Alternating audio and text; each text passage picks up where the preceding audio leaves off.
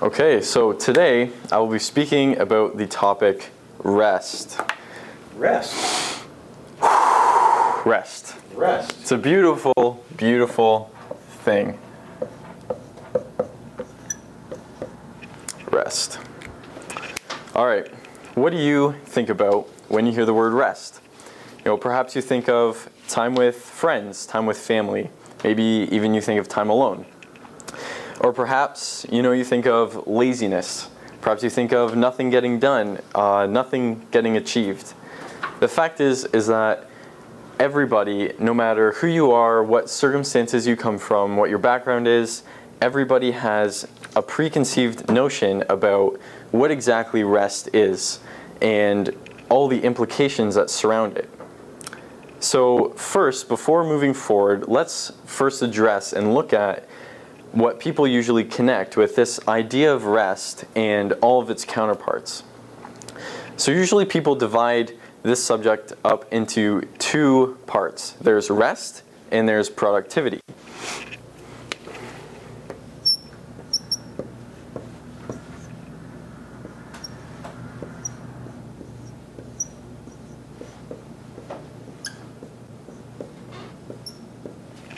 Rest versus productivity. A lot of people usually view these two things as constantly being at war with one another. They never really think that you can have one and still have the other. There's either rest or there's productivity. And everybody loves to rest. I mean, we all love going on vacation. We all love being able to kick our feet up after a long day at the office. Woo! And we love being able to sit back and just relax, take a nice deep breath. But it gets to the point, or it could get to the point where there are only so many fishing trips. There's only so many rounds of golf. There are only so many vacations you can go on until you start asking yourself, okay, well, what's the point of all this? What's the point? What exactly am I getting away from? And you can find this when you look at the life of somebody who's perhaps retired.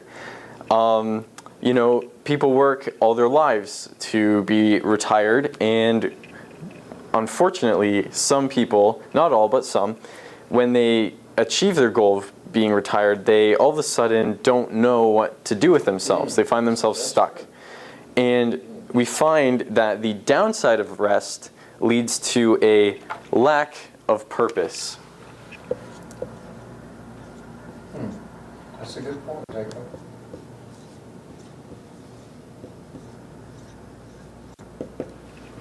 Lack of purpose. But on the other hand, not enough rest, and you find yourself lacking peace.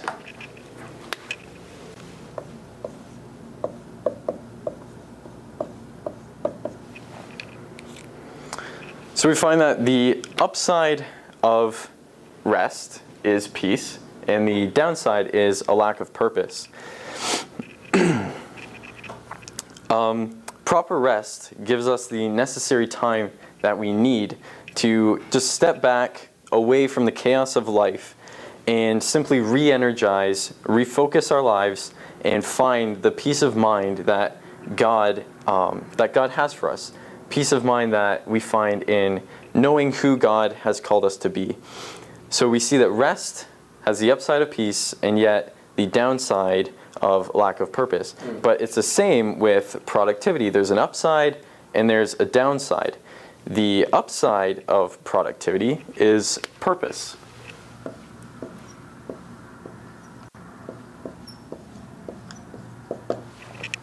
When you're living in your purpose, you're firing on all cylinders. You're really doing what you're passionate about. You're living in your giftings. You're working for a reason. You're living for a reason. That fire that God has placed inside of you, deep down, is burning. And you are just going hard at what it is that you know you should be doing and what you love to do. But when we suddenly become so caught up in everything that we're doing and all the chaos that we're surrounding ourselves with, when we become so distracted to even take care of ourselves, that's when we get wound up in the negative area of productivity called stress.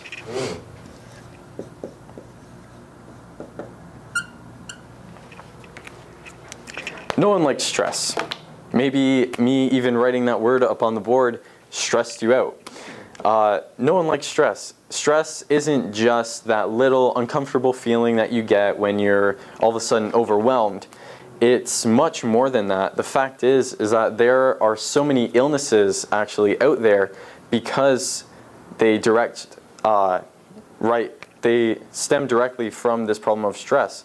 Stress can cause heart disease, asthma, obesity, diabetes, headaches, depression, anxiety, Alzheimer's disease, accelerated aging, and and even premature death. That's not a nice list.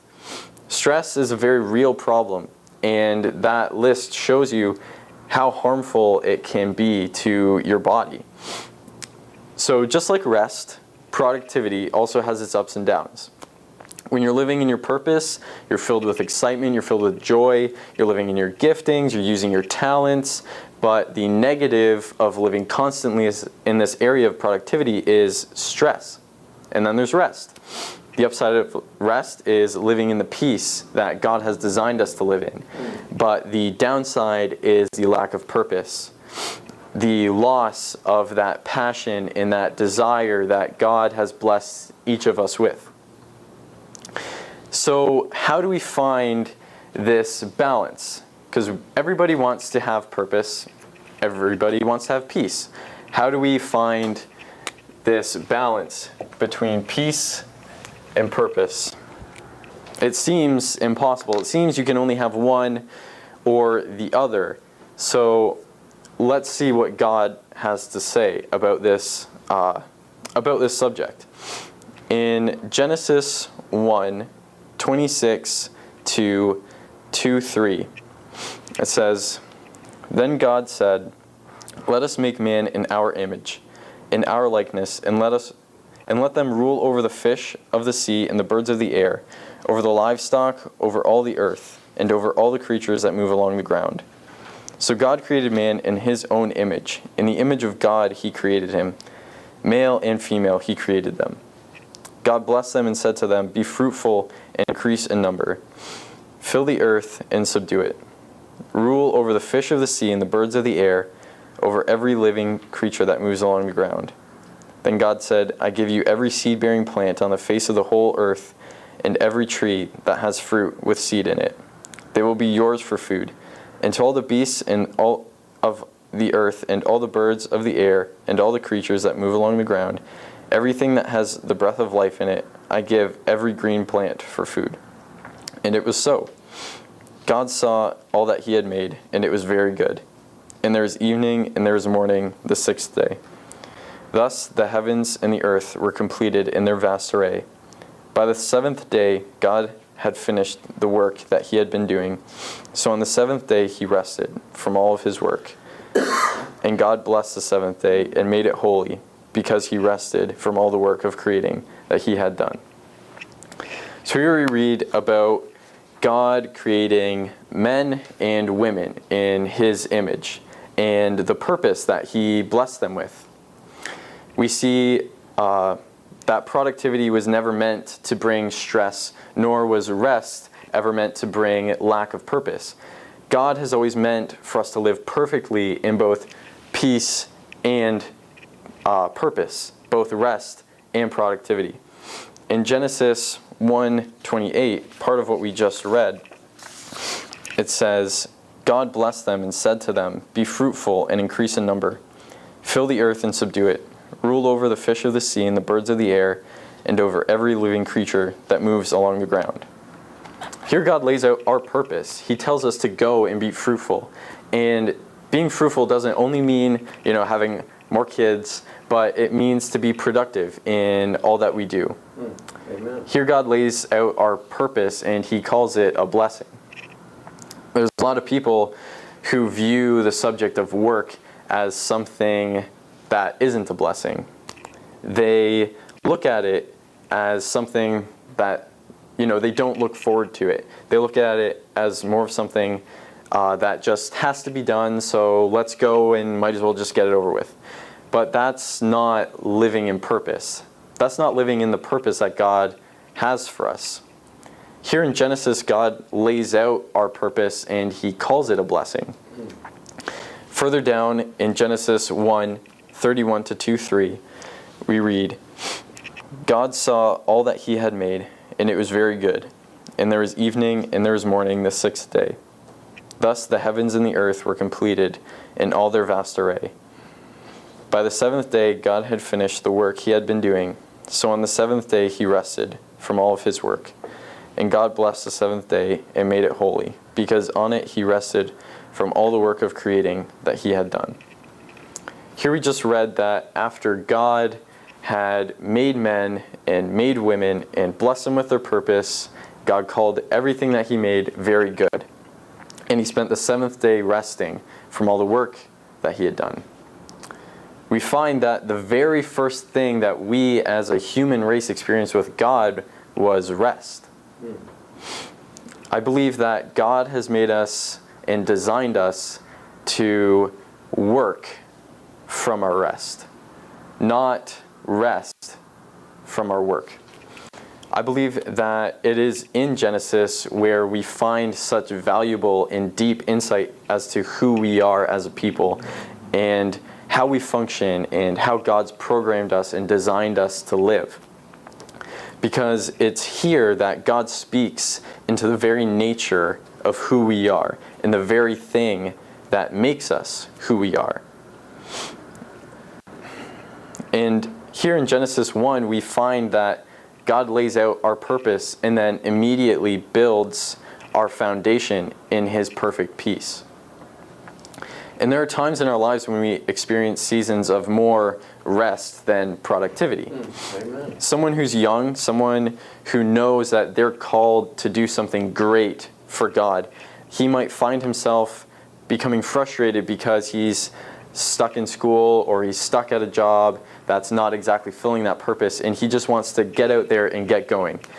But God allows us to have this time of extra rest so that we can have time to grow. In this time of extra rest, we may feel like we're struggling in a lack of purpose, but it's because God wants us to grow for the purpose that he has for us. Back home, for me, there are vineyards everywhere. You can't go 10 minutes in one direction without seeing grapevines. Wow, I didn't know that. Yeah. And every so often, these grapevines, they're pruned back. No responsible owner allows their vineyard to just grow and grow and grow and grow and grow. That's not good for business. Not only does it look bad, but the vines produce less. He allows the grapevines to be pruned. He allows them to rest. These vineyards need to rest because in that rest they grow stronger. Their roots grow deeper and they are well prepared for the next season. That's interesting. With the rest that these owners give their vineyards, they allow the grapevines to gain strength. They gain the energy that they need so that they are able to produce as much as they can. You see, when these grapevines go into their next season of producing, they go into it strong. They enter it with a surplus of rest. These vines are not struggling to produce more and more and more, only to reach a point of rest. No, they come from that rest and enter into their production. These vines are rested, they're founded, they're ready to go.